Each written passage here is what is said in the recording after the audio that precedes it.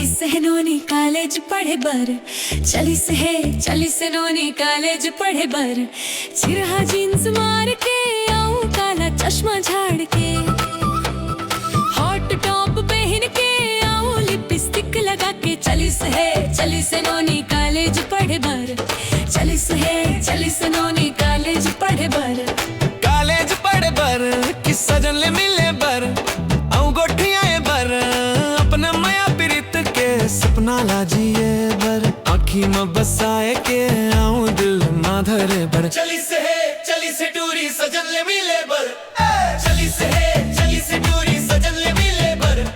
नोनी के फैशन देख टूरा मंजल जाते, रद्दा में दिख जाते सीटी मारते चलते।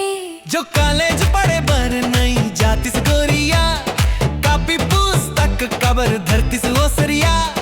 हंसी माला जाऊं आँखी माँ बात है, पढ़ी के बहाना संगे मैया के सौगात है। चली से नोनी कॉलेज पढ़े बर, चली से नोनी कॉलेज पढ़े बर।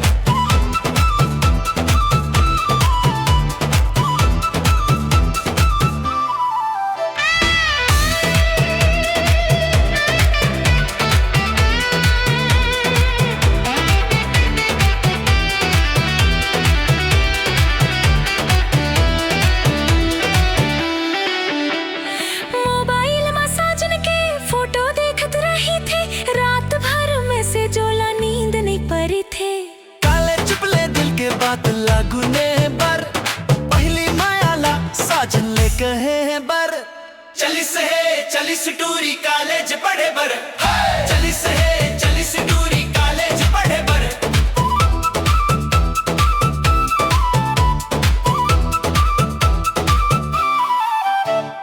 नोनी के याद में टूरा रात भर जागे, धुक धुकी बढ़ जाते सपना देखे लागे।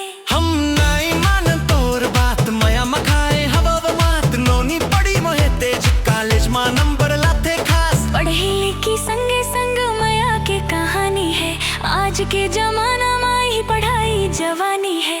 अपन दिल के बातला साजन ले कहे बर, चली से नोनी कॉलेज पढ़े बर, चली से